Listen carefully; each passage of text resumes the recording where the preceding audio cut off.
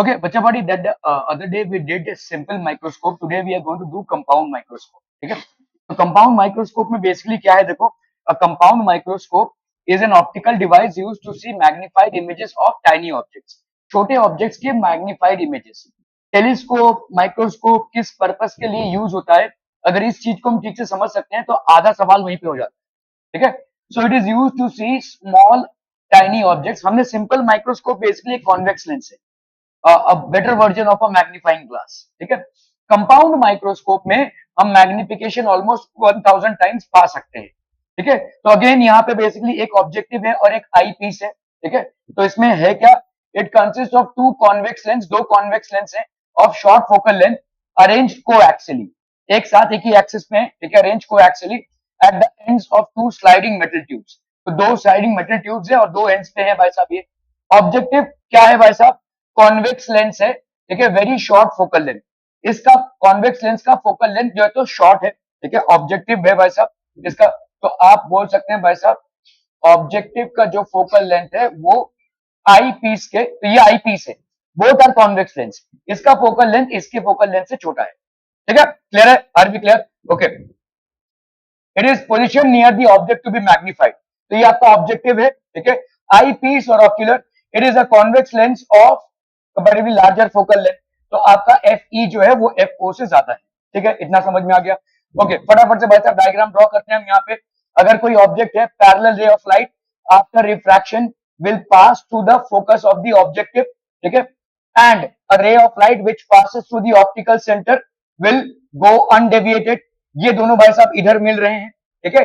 अभी इसकी पोजिशनिंग हमने ऐसी की है कि ये जो इमेज बन रहा है, ये जो इमेज बन रहा है किससे, पहले वाले ऑब्जेक्टिव से, वो इमेज जो बना, तो ये ए बी ऑब्जेक्ट था, इसका इमेज क्या बना आपका ए डैश बी डैश। ये जो इमेज बन रहा है ये दूसरे वाले आई पीस के ऑप्टिकल सेंटर और फोकस के बीच में बन रहा है। ठीक है? ऑप्टिकल सेंटर और फोकस के बीच में अगर बनेगा तो आपको याद होना चाहिए, whenever we have an object which is placed between the optical center and the focus of a convex lens, we will always get a virtual and erect image। अभी यहाँ पे erect हम बोलेंगे क्योंकि ये भी आपका इन्वर्टेड है और ये भी इन्वर्टेड है, तो एक टाइप से इरेक्ट ही हो गया ये, और ये वर्चुअल इमेज बनेगा। कैसे बनेगा भाई साहब, यहाँ पे आप parallel ray of light after refraction will pass to the focus, a ray of light which passes through the optical center of the convex lens will go undeviated। Obviously the difference between the two rays is going to increase in this side, so they are obviously not going to meet। So if we extend them, they are going to meet somewhere here। ठीक है? If they are meeting somewhere here, what we are getting is a virtual magnified image। ठीक है? Erect बोलेंगे हम, लेकिन क्योंकि भाई साहब ऑब्जेक्ट ही आपका इन्वर्टेड है तो इमेज भी आपका इन्वर्टेड हो जाएगा। ठीक है? ओके, सो ये आपका भाई साहब A dash B dash final image बन गया। अभी आप फिर से याद कीजिए कि आपका मैग्नीफाइंग पावर क्या था, व्हाट वाज इट, याद कीजिए भाई साहब क्या था भाई साहब, what was the magnifying power. Okay, so magnifying power basically क्या था, व्हाट वाज मैग्निफिकेशन बच्चा पार्टी, अरे यार कहां चला गया। ओके, तो magnification of a microscope, it is applicable to both simple and compound microscope। Visual angle formed by the final image upon visual angle formed by the object placed at D। ठीक है? This was basically आपका magnification था।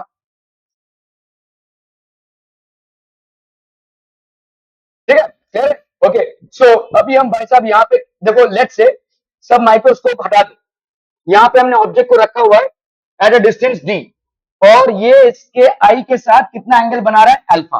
तो आपका भाई साहब magnification कितना था, मैग्नीफाइंग पावर बेसिकली आपका था बीटा बाई अल्फा। बीटा क्या है भाई साहब, ये फाइनल इमेज है, देखो ए डैश बी डैश, ये भाई साहब बीटा सस्पेंड कर रहा है। ठीक है?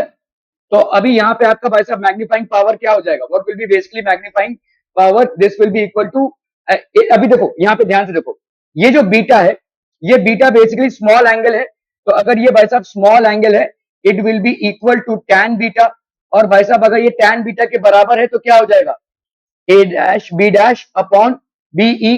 तो इसको अपन लिख सकते हैं A dash dash B dash dash upon B dash dash E.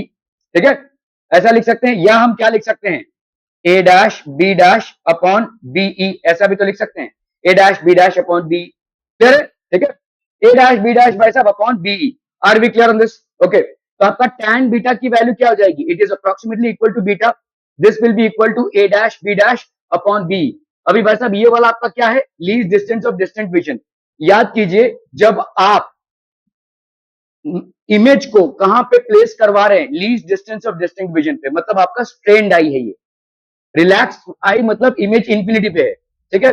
Strained vision में आपने सिंपल माइक्रोस्कोप में भी देखा, जब हम इमेज को जबरदस्ती कहां पे प्लेस करवा रहे हैं, आपके least distant of distinct vision पे, डी पे, तो यहाँ पे मैक्सिमम मैग्निफिकेशन तो मिलेगा, लेकिन आप स्ट्रेन्ड आई में देखेंगे।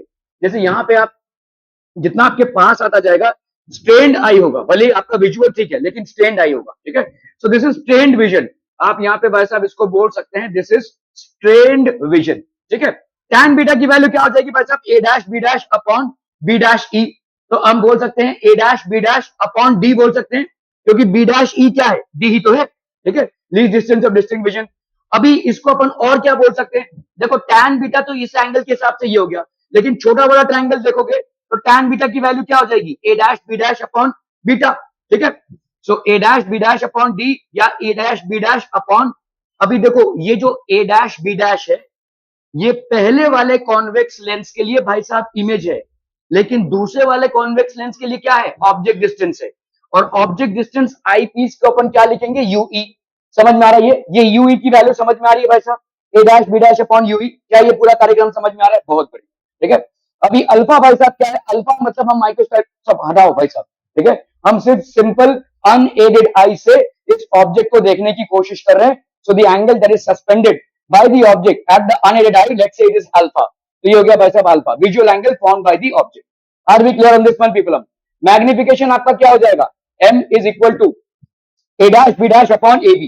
क्या ये समझ में आ रहा है, A dash B dash upon A B. Are we clear on this one people? Magnification देखो क्या होगा, A dash B dash upon A B होगा ना भाई साहब। देखो फाइनल इमेज और इनिशियल इमेज ऑब्जेक्ट का हाइट, ठीक है, A dash B dash upon A B. Minus क्यों लिख रहे हैं, माइनस क्यों कर रहे हैं, नहीं इस साइड उस साइड नहीं, हाइट ये ऊपर है भाई साहब और ये नीचे है, एक ऊपर है प्रिंसिपल एक्सिस के और ये एक नीचे है, तो ऑब्वियसली माइनस इसलिए हो जाएगा, ठीक है। मैग्निफिकेशन को हम जनरली क्या बोलते हैं भाई साहब, वी बाई यू। ये हो गया आपका माइनस वी बाई यू, ठीक है। ये हो जाएगा आपका भाई साहब minus A dash B dash upon A B, ठीक है। तो अपन इसको क्या लिख सकते हैं, देखो वी बाई यू, ये माइनस और माइनस कैंसिल हो गया, तो V naught by U naught, V naught by U naught will be equal to, ये ऑब्जेक्टिव का इमेज डिस्टेंस है और ये भाई साहब आपका इमेज का सॉरी ऑब्जेक्ट का इमेज डिस्टेंस है, ठीक है। तो यहाँ पे आपका भाई साहब हो गया A B into A dash B dash, ठीक है। तो ए डैश बी डैश की वैल्यू क्या हो जाएगी, V naught by U naught into H. क्या ये समझ में आ रहा है भाई साहब, ए डैश बी डैश की वैल्यू ये हो गई भाई साहब, ये वाले ए डैश बी डैश की वैल्यू, ये वाले ए डैश बी डैश की वैल्यू हो गई है। तो ये हो गया क्या भाई साहब आपका मैग्निफिकेशन किसका, ऑब्जेक्टिव का। समझ में आ रहा है भाई साहब ये, ठीक है, ओके। तो अगर हमने अल्फा माना, अभी देखो अल्फा टैन अल्फा की वैल्यू क्या होगी, एच ओ जो भी इसका ऑब्जेक्ट का हाइट है upon D, H O by D.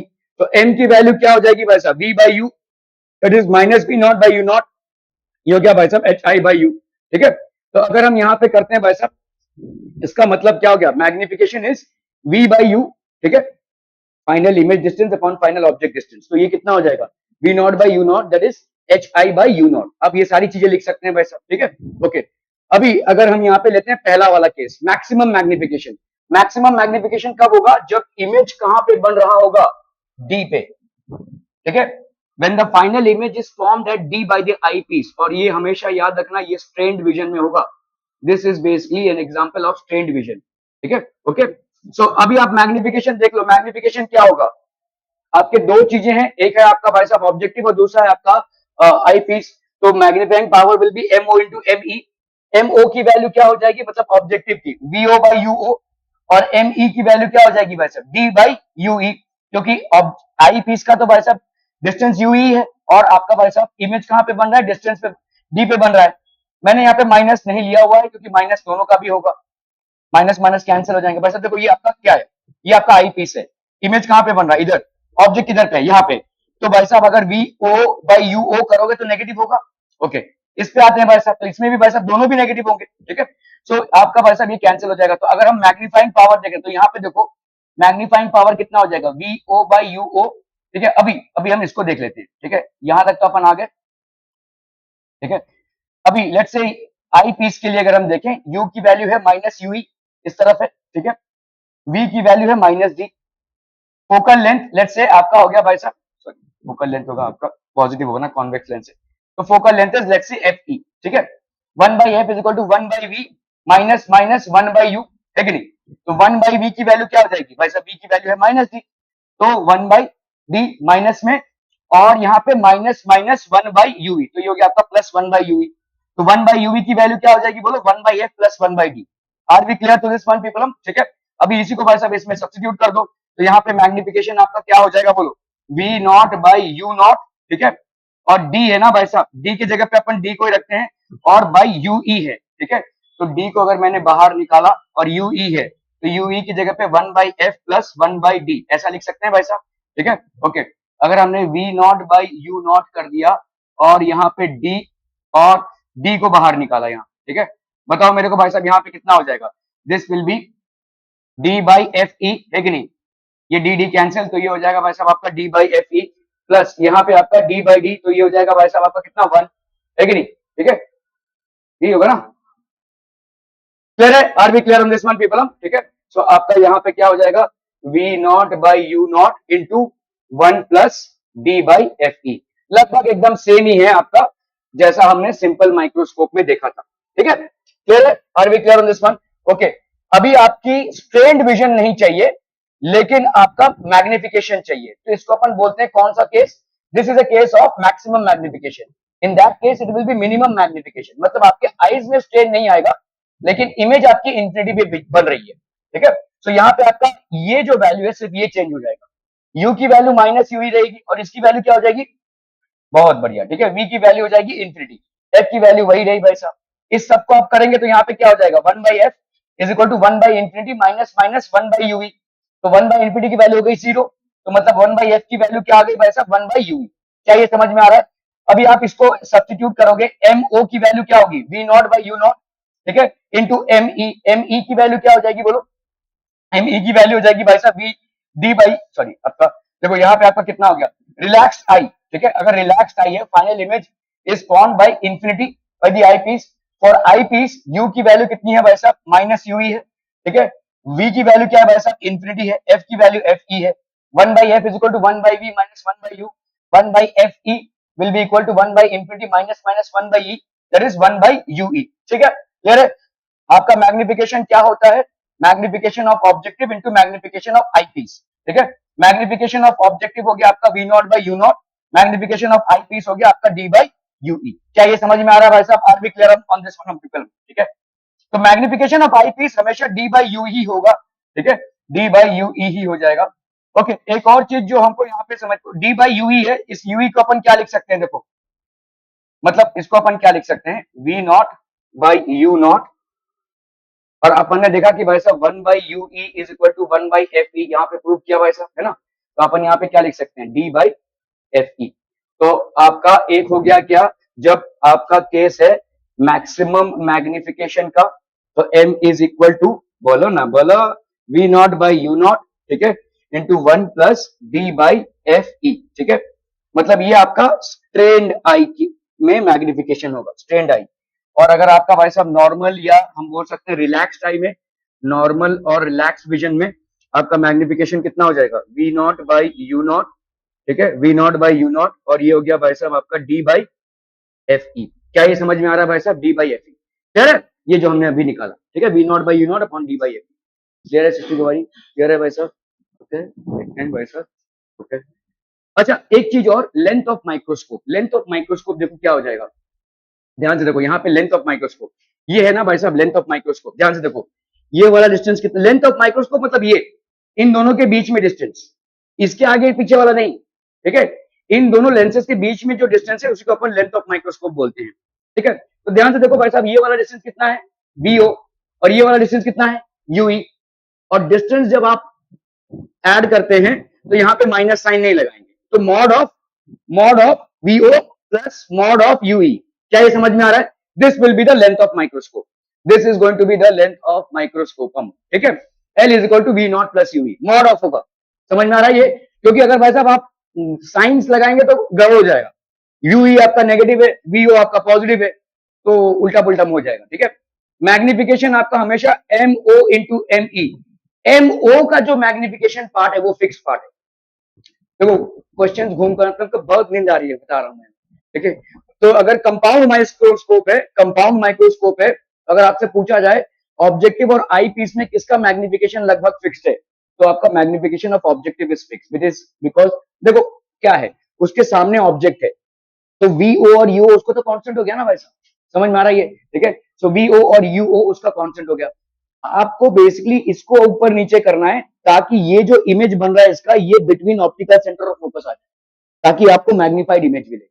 ये कहीं भी, ये तो भाई साहब बनेगा ही, ठीक है, ये तो अपने हिसाब से बनेगा ही। ऑप्टिकल सेंटर से एक रे अनडेविएटेड और parallel ray after refraction passes through the focus, ये तो इमेज बन गया। इस इमेज को आपके सेकंड आई पीस के ऑप्टिकल सेंटर ऑफ फोकस के बीच में लाना है। So what you have to alter is basically the position of the I piece, not the objective. तो इसीलिए ये तो फिक्स्ड हो गया भाई साहब, ठीक है। Okay, so M O into M E भाई साहब, V O by D O, D by F E, आपका मैक्सिमम मैग्निफिकेशन में ये हो गया, ठीक है। जहां पे आपका इमेज कहां पे बन रहा है, डी पे बन रहा है, ठीक है, और मिनिमम मैग्निफिकेशन में ये हो गया, ठीक है। तो आपका भाई साहब final image D by eye piece. Okay, तो मैग्नीफाइंग पावर है ये।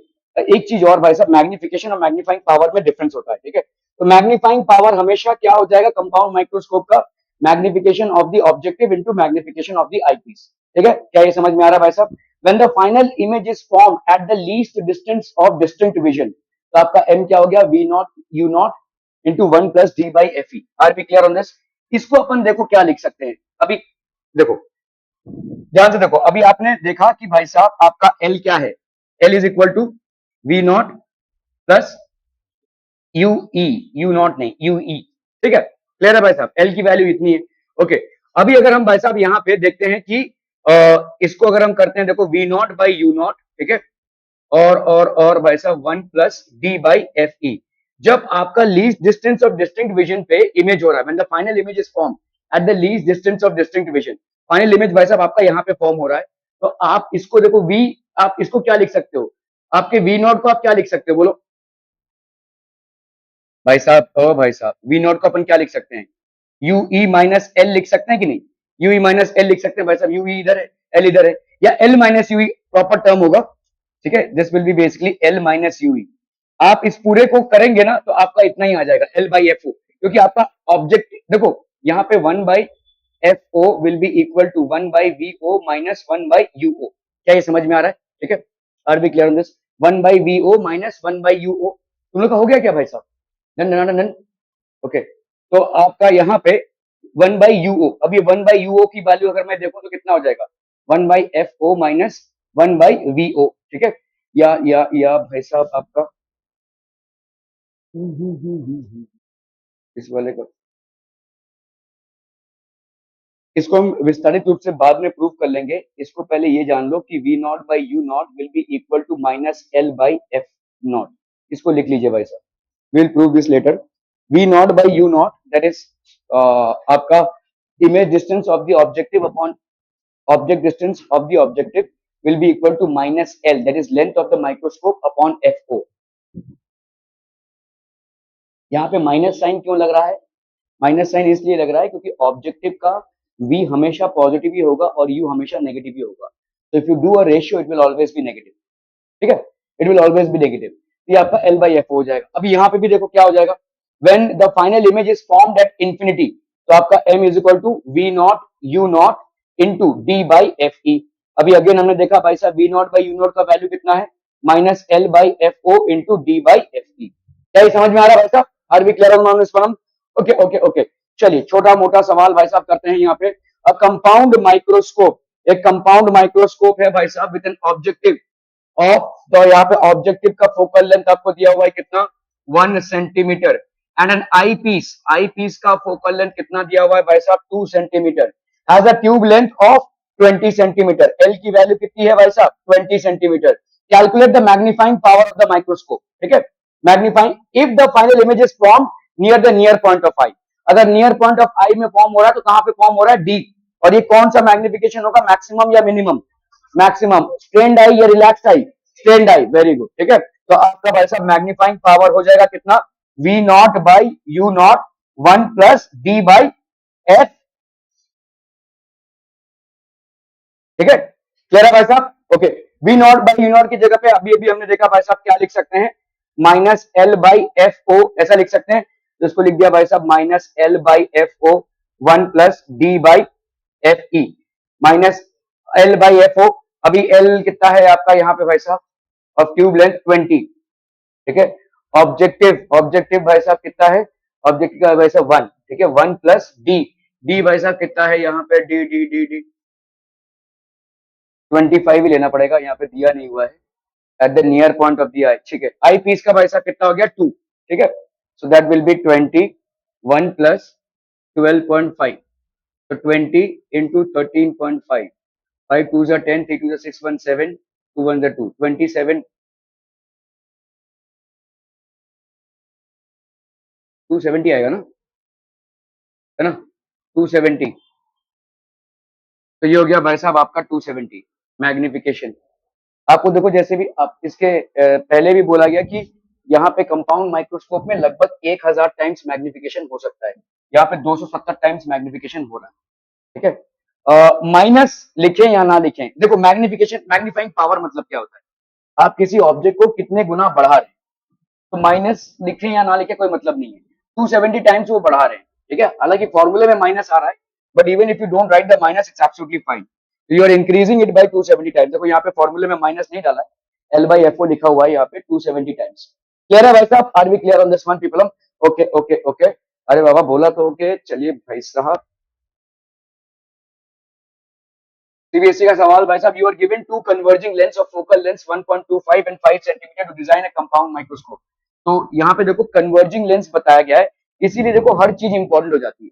आप सिर्फ भाई साहब यहाँ पे वो डायग्राम में ये आपको याद होना चाहिए, कंस्ट्रक्शन में हमने पढ़ा कि भाई साहब जो आपका ऑब्जेक्टिव होगा उसका फोकल लेंथ कम होगा, और जो आई पीस है यहाँ पे बताया नहीं है कौन ऑब्जेक्टिव है कौन आई पीस है। तो in a compound microscope the objective will have lesser focal length and the I piece will have more focal length.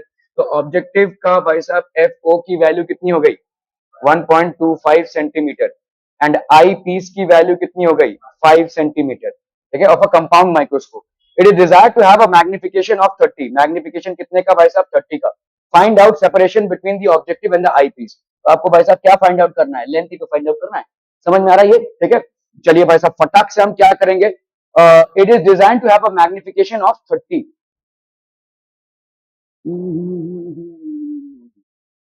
तो आप कर लो भाई साहब यहाँ पे मैग्नीफाइंग पावर, ठीक है, इज इक्वल टू, बोलो ना बोलो, अरे बोलो भाई साहब, V naught by U naught 1 plus D by F E, है ना भाई साहब।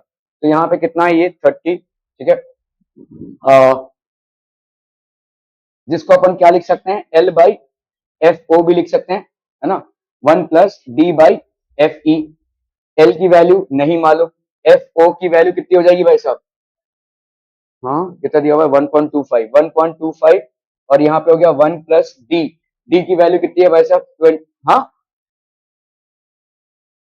25, आई पीस का भाई साहब 5, है ना 30। तो ये हो गया आपका 30 is equal to L by 1.25, 1 plus 5 6 हो गया, ये 6 है ना। ठीक है, और ये 6 भाई साहब इससे काट जाएगा 5, तो एल की वैल्यू क्या हो जाएगी बोलो, 5 इंटू 1.25 कितना आ रहा है, 6.25 centimetre. It will be the length of the length of the microscope इतना आ गया, तो मतलब दो कन्वर्जिंग लेंस के बीच में पैसा कितना आ जाएगा, ये 6.25 centimetre. Are we clear on this one people? हाँ, तो इमेज कहाँ फॉर्म होगी दिया नहीं है ना। देखिए, if it desire to have magnification of 30, find out separation between, देखो यहाँ पे जैसे इनका क्वेश्चन है कि भाई साहब इमेज कहाँ फॉर्म होगी, वो तो दिया नहीं हुआ है, तो आपने कौन सा केस लेना है यही कैसे समझेंगे। ठीक है, हम अपना दो केस है, ठीक है, वन इज बेसिकली स्ट्रेन्ड आई के लिए, सॉरी अपना रिलैक्स विजन के लिए कितना आ रहा है भाई साहब, एम इज इक्वल टू कितना आ रहा है, नहीं नहीं इसका रिलैक्स वर्जन का, वी बाई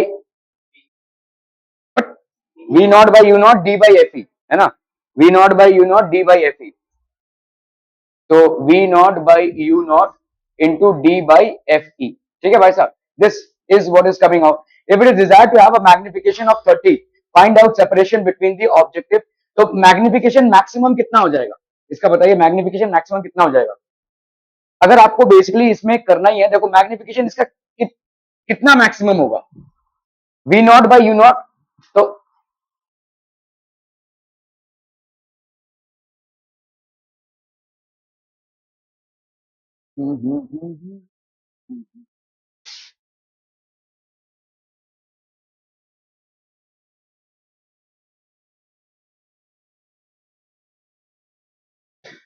इसमें थोड़ा सा चतुराई कर सकते हैं, ठीक है। आपको फाइंड आउट क्या करना है, distance between the two convex length that is length of microscope.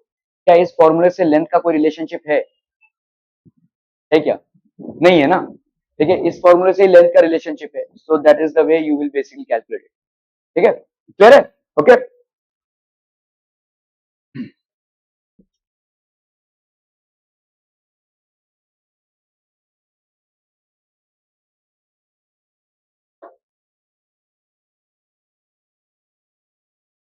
Okay, an optical instrument uses, यहाँ पे कुछ सॉल्व एग्जांपल्स हैं। Let's move on to telescopes people, ठीक है, लास्ट टॉपिक है। टेलीस्कोप बेसिकली क्या होता है, what is a telescope? Telescopes are used to see objects which are very far off at infinity. वो क्या कहते हैं तुम लोग का?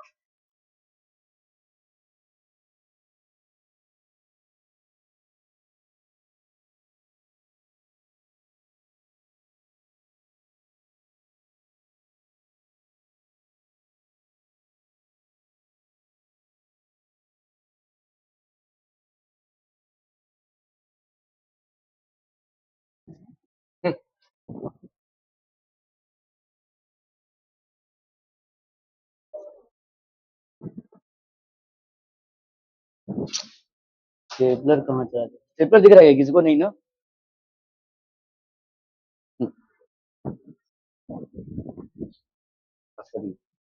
Okay, so what does a telescope do, people? It helps us to see distant objects like moon, sun, etc.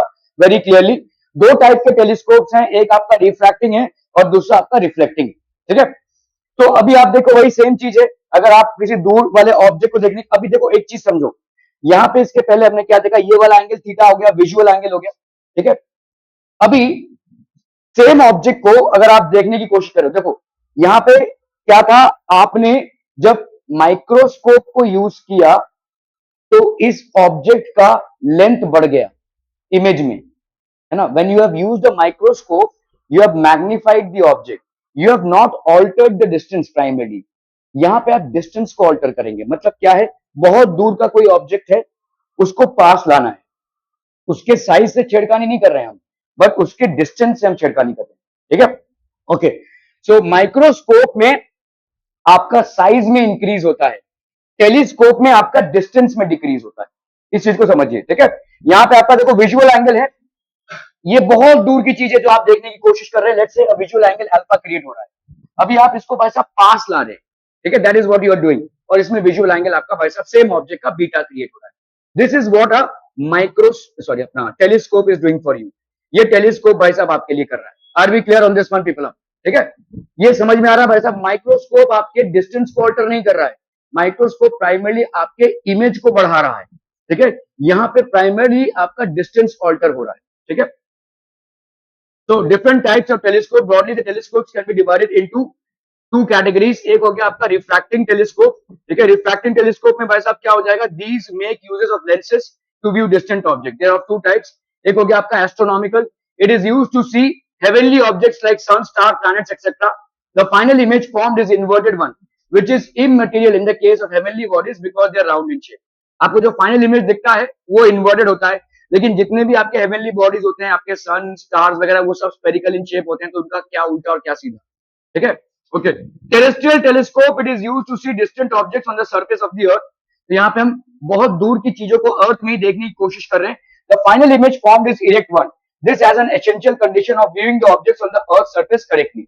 Reflecting telescopes, these make use of converging mirrors to view the distant objects, for example Newtonian and Cassegrain telescopes। तो ये आपके भाई साहब Newtonian and कैसेग्रेन telescopes हैं, ठीक है। तो astronomical telescope है, देखो it is a refracting telescope to see heavenly bodies like stars, planets, satellites etcetera. आपके एस्ट्रोनॉमिकल टेलीस्कोप में भाई साहब यहाँ पे देखो दो कॉन्वेक्स लेंस को आपने यूज किया हुआ है, consist of two converging lens mounted objective, it is a convex lens of larger focal length. Objective का यहाँ पे भाई साहब लार्ज फोकल लेंथ है and a much larger aperture, it faces the distance object. देखो ये डिस्टेंट ऑब्जेक्ट को face कर रहा है, ठीक है, and that's the reason it is of a larger aperture. तो लेट्स से हम यहाँ पे,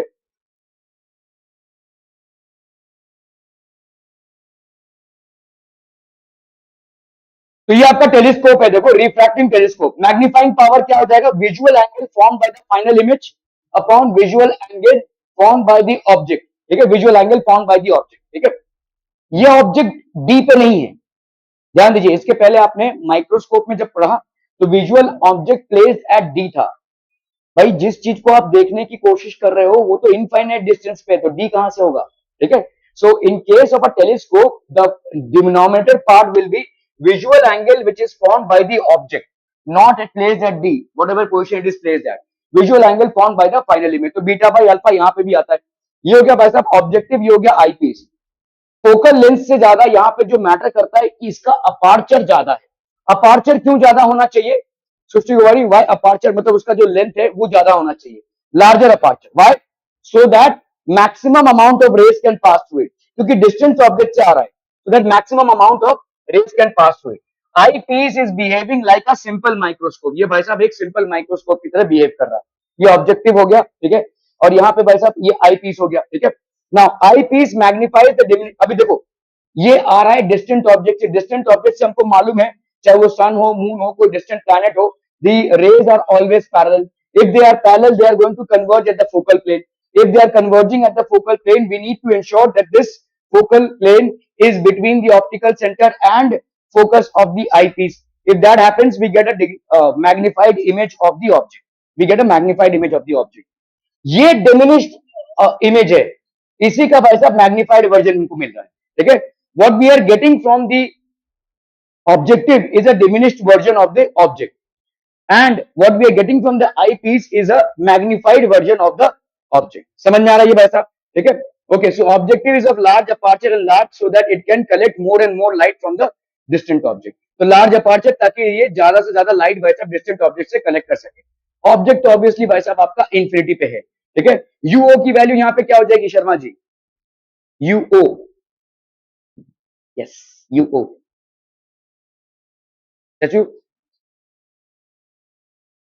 ऑब्जेक्टिव के ऊपर जो रेस आ रही है वो ऑब्जेक्ट डिस्टेंस हो गई ना, यूओ कितना हो जाएगा, इंफिनिटी, सिंपल, ठीक है। इनफाइनाइट डिस्टेंस से आ रहा है, ठीक है। ये समझ लो एंगल अल्फा सबटेंड कर रहा है, ठीक है, ये एंगल अल्फा सबटेंड कर रहा है, ध्यान से देखिए। अगर ये अल्फा सबटेंड कर रहा होगा, देखो वर्टिकली ऑपोजिट एंगल से, तो ये भी भाई साहब आपका अल्फा हो जाएगा, यही आपका विजुअल एंगल हो गया। तो आपका भाई साहब यहाँ पे क्या हो जाएगा, magnification, magnifying power beta by alpha. This is basically the image. Image कितना एंगल सबटेंड कर रहा है, बीटा। आपके आई के साथ इमेज कितना एंगल सबटेंड कर रहा है भाई साहब, बीटा, है ना, ये वर्टिकली ऑपोजिट एंगल। और भाई साहब ऑब्जेक्ट कितना एंगल सबटेंड कर रहा है, अल्फा एंगल सबटेंड कर रहा है, ठीक है। ओके, सो आपका यहाँ पे बीटा बाई अल्फा का मतलब समझ में आ रहा है भाई साहब। अभी फटाफट से कर लो, ये कितना है आपका focal length F O for the objective, ये भाई साहब कितना है आपका focal length of the I piece, ठीक है। ये भाई साहब आपका हो गया focal length of the I piece, ये हो गया आपका एफ ई, ये वाला हो जाएगा एफ ई, और ये वाला हो जाएगा आपका कितना, यूई। समझ में आ रहा है भाई साहब ये, ठीक है। Object is at infinity, so let's quickly do this here. Okay, तो अल्फा की वैल्यू tan अल्फा के बराबर, फटाफट से देखिए भाई साहब, tan अल्फा कितना हो जाएगा, दिस अपॉन दिस, है कि नहीं। अभी ये वाला भाई साहब कितना है, tan alpha will be equal to, tan alpha will be equal to A dash B dash, ठीक है, ए डैश बी डैश, तो ये हो गया आपका A dash B dash upon upon upon upon भाई साहब आपका कितना हो जाएगा, A dash B dash upon F O. क्या ये समझ में आ रहा है भाई साहब, A dash B dash upon F O. देखो इस ट्राइंगल को देखो ना भाई साहब, ये A dash B dash upon ये वाला कितना होगा, एफ ओ ना। इनफाइनाइटी से रे आ रही है, they will converge at the focal plane, so obviously this distance will be objective का फोकल फोकस, ठीक है। तो ये हो गया A dash B dash upon F O, tan alpha की वैल्यू या अल्फा की वैल्यू, ठीक है। Alpha that is tan alpha because they are small, A dash B dash by F O. tan beta की वैल्यू भाई साहब कितनी हो जाएगी, tan बीटा की वैल्यू ध्यान से देखिए यहाँ पे, A dash B dash upon Yui, A dash B dash upon UE. चलिए भाई साहब, A dash B dash upon UE. अभी मैग्निफिकेशन क्या होता है, beta by alpha, that is tan alpha by tan beta. मतलब इसको अपन क्या लिख सकते हैं, तो मैग्निफिकेशन को अपन क्या लिख सकते हैं भाई साहब, tan alpha by tan beta by tan alpha. A dash B dash upon Yui, A dash B dash upon F O. ये दोनों भाई साहब कैंसिल हो गए, तो एफ ओ बाई यूई आ गया। क्या ये समझ में आ रहा है भाई साहब? F O is basically objective का focal length, UE is basically आपका object distance from the I piece. जा सकते हैं भाई साहब जिनका हो गया है, whosoever is done can leave। ठीक है, ओके। तो आपका भाई साहब अगेन यहाँ पे लेंथ क्या हो जाएगा बोलो, length will be how much, length will be F O plus U E, length will be F O plus U E. Alpha and beta are small diminished image of the object is form. Case one, maximum magnification. Maximum magnification मतलब image कहां पे बन रहा है, D पे बन रहा है। ठीक है, u is equal to U E, F is equal to F E. तो one by F is equal to one by V minus one by U, one by F is equal to minus one by D minus minus one by you.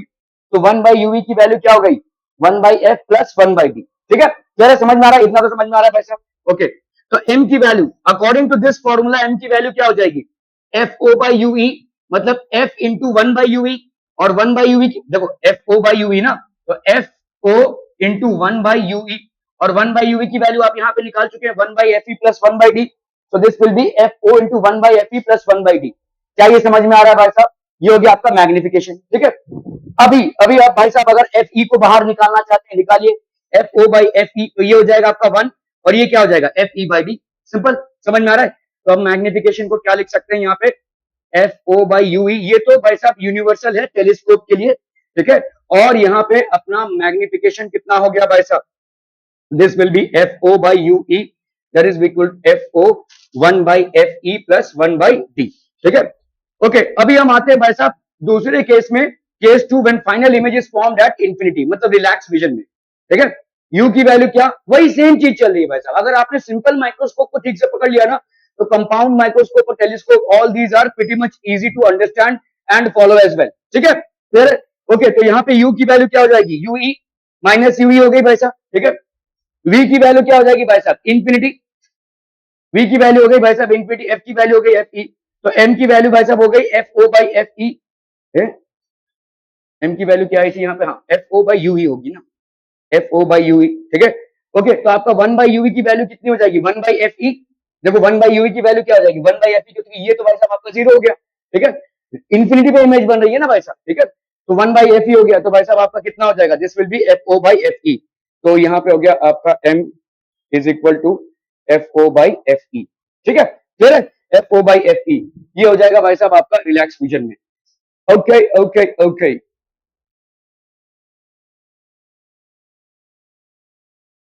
अभी हम आते हैं भाई साहब reflecting type of telescope. ये हो गया आपका रिफ्रैक्टिंग टाइप ऑफ टेलीस्कोप, ये सब वही सेम चीज है भाई साहब। ठीक है, अब हम आते हैं भाई साहब रिफ्रैक्टिंग टाइप ऑफ टेलीस्कोप में। ठीक है, refracting reflecting telescope.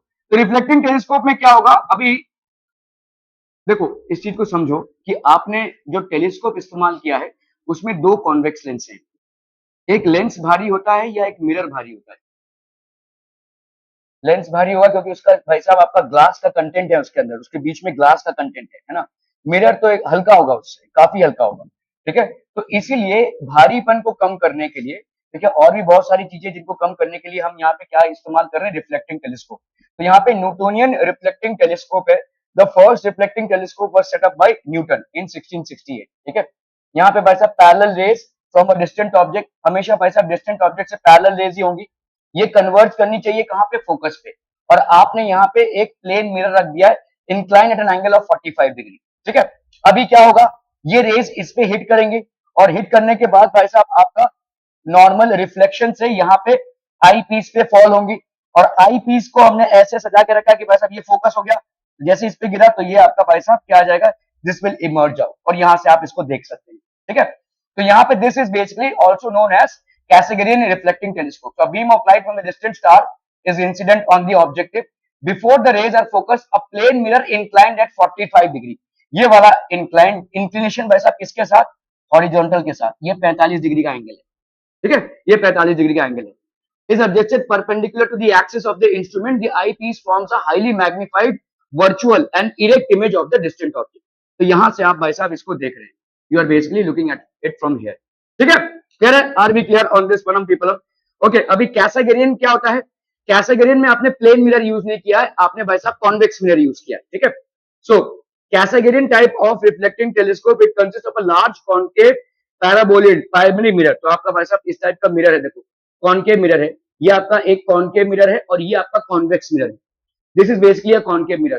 So what happens when light from a distant object is falling on this concave mirror? It will appear to converge at the focus, and before converging at the focus, where will it meet? At this point, भाई साहब यहाँ पे ये meet करेगा भाई साहब, clear है, समझ में आ रही है, ठीक है। Okay, so it will try to meet at this place. What will happen when it tries to meet at this place? तो ये अभी अब इसके ऊपर गिर रहा है तो ये रिफ्लेक्ट होगा, तो यहाँ पे ये अभी इसके लिए ऑब्जेक्ट हो गया और ये ऐसे कन्वर्ज होगा यहाँ पे, ये कन्वर्ज होगा यहाँ पे, और इसको हमने भाई साहब बीच में एक होल्ड करके रखे हैं हमने, ठीक है। ये भाई साहब यहाँ से विजन हो जाएगा, this will be the I piece, ठीक है। सो आउटसाइड द होल, तो हम यहाँ पे क्या कर रहे हैं भाई साहब, Cassegrainian reflecting type of telescope it consist of a large concave paraboloidal primary mirror having a hole at its center. There is small convex, that is secondary mirror near the focus of the primary mirror. The eyepiece is placed on the axis of the telescope near the hole of the primary mirror. The parallel rays from the distant object are reflected by the large concave mirror. ये भाई साहब large concave mirror से reflect हो रहा है, ठीक है, large concave mirror से रिफ्लेक्ट हो रहा है। Before these rays come to focus at F, they are reflected by small convex mirror and are converged to a point I. So they are converged to a point I outside the hole. The final image is formed at I is viewed through the eyepiece. इसको अपन eyepiece से देखें, ठीक है। इन पे बहुत सवाल नहीं बनते हैं, लेकिन अगर ये फॉर्मूला आप याद रखोगे तो काफी है, ठीक है। So as the first image at F is inverted with respect to the distant object and the second image I is erect with respect to the first image F, hence the final image is inverted with respect to the object. तो आपको जो image दिखेगा वो आपको inverted दिखेगा, लेकिन हम ये इसको करेक्ट कर लेते हैं, ठीक है, मैकेनिकली इसको करेक्ट कर लेते हैं। Let F O be the focal length of the objective, ठीक है, and F E of the I piece from the final image form. हमको मालूम है भाई साहब एम क्या होता है, F O by F E, इसके पहले हमने डिराइव किया टेलीस्कोप के लिए, 1 plus F E by D for the final image form at infinity. अगर ये भाई साहब final image form at least distant of distinct vision, ठीक है, अगर भाई साहब आपका कहां पे हो रहा है final image, if it is formed at D, मतलब ये क्या विजन होगा, स्ट्रेन्ड विजन की रिलैक्स विजन, स्ट्रेन्ड विजन हो जाएगा भाई साहब। स्ट्रेन्ड विजन में आपका m is equal to F O by F E, ठीक है, 1 plus D by sorry F E by D, this will be F E by D, F E by D. और भाई साहब अगर आपका final image is at infinity, final image भाई साहब अगर आपका बन रहा है इंफिनिटी पे, तो m की वैल्यू क्या हो जाएगी, F O by F E, ये वाला पोर्शन होगा ही नहीं भाई साहब, ठीक है, समझ में आ रहा है, ये वाला पोर्शन होगा ही नहीं, तो ये आपका एफ ओ का वैल्यू क्या हो जाएगा, दिस इज बेसिकली ऑब्जेक्टिव, तो this is basically R by two, focal length होता है R by two upon F E. क्या ये समझ में आ रहा है भाई साहब, ठीक है। So this was pretty much about telescope. Advantages of reflecting type of telescope, reflecting type of telescope दो टाइप के, एक प्लेन मिरर से बना हुआ और एक स्फेरिकल मिरर से बना हुआ, ठीक है। सो दो टाइप के, a concave mirror of large aperture has high gathering power. अगर कॉन्केव मिरर है लार्ज अपर्चर का तो उसका गैदरिंग पावर हाइयर है and absorbs very less amount of light than the lenses of large apertures, ठीक है। The final image formed in reflecting telescope is very bright, so even very distant of faint stars can be easily viewed. ये एक advantage है, ये सब आपको करना है क्योंकि आपके सवालों में पूछे जाते हैं कि एडवांटेज क्या है रिफ्लेक्टिंग टाइप ऑफ टेलीस्कोप का, रिफ्रैक्टिंग टाइप ऑफ टेलीस्कोप से क्या एडवांटेज है, तो आपके जो इमेजेस बनते हैं वो ज्यादा प्रिसाइज बनते हैं, ठीक है। देखो रिफ्रैक्शन में होता क्या है, पहली बात आपका थोड़ा बहुत तो रिफ्लेक्शन होगा ही किसी भी सरफेस से, आप किसी कांच के सामने खड़े होते हैं तो उसका रिफ्रैक्शन भी होगा रिफ्लेक्शन भी होगा, लेकिन रिफ्लेक्शन में सिर्फ और सिर्फ रिफ्लेक्शन होगा, तो ऑब्वियसली आपके जो इमेजेस बनेंगे डिस्टेंट ऑब्जेक्ट्स के, they will be far more precise, ठीक है। Due to large aperture of the mirror use, the reflecting telescopes have high resolving power due to the objective, as the objective in a mirror and not a lens, it is free from chromatic aberration, formation of colored image of white object। तो आपका भाई साहब white object है, white light है, coloured image, देखो इसको समझो, जब आप लेंस यूज कर रहे हो ना भाई साहब, ठीक है, ये आपका लेंस है, this is basically lens, lens एक प्रिज्म की तरह बिहेव करेगा कि नहीं भाई साहब, इतना पोर्शन तो उसका प्रिज्म है ना, तो इसमें भाई साहब व्हाइट लाइट जब आती है तो ऐसा होगा कि नहीं, तो क्रोमैटिक एबरेशन, जैसे आप पानी में थोड़ा सा तेल डाल देते हैं तो वो ऐसे सतरंगी कलर दिखाता है, वैसे ही क्रोमैटिक एबरेशन यहाँ पे भी हो, there is a scope of chromatic aberration if you are using a lens. Mirrors में कभी भी इस तरह के ऑब्जर्वेशंस नहीं होते, ठीक है। The use of paraboloidal mirror reduces spherical aberration, formation of no point blurred image of a point object. A mirror requires grinding and polishing of one surface only, so it costs much less. Mirror का production काफी less, ठीक है। आप भाई साहब एक चश्मा बनाइए, 3,000 रुपए खर्च हो जाएंगे। इतने का एक कांच लाइए, उतना पैसा ही नहीं लगेगा। इतने छोटा एक कांच लाइए ना, कांच मतलब जो मिरर है, इतना ही छोटा आप मिरर खरीदिए। वो लड़कियों का होता है ना भाई साहब, जो देखते हैं शक्ल वक्ल देखते हैं छोटा सा, वो कितने का आता होगा? जो स्टेशनरी की दुकान में मिलता है, कितने का होता होगा? मुझे नहीं मालूम। 10-20 रुपए का आ जाएगा ना वो। तो उतने उसमें कितना, उतना ही तो आपका कांच यूज हुआ है, देखो, ठीक है। वो 10-20 रुपए का आ जाएगा भाई साहब, और आप एक चश्मा बनाने जाइए, आपका 3-4 हजार रुपए खर्चा हो जाएगा, ठीक है। तो लेंसेज का कॉस्ट ज्यादा है, far more than your lenses का focal length, ये वो दुनिया, ठीक है।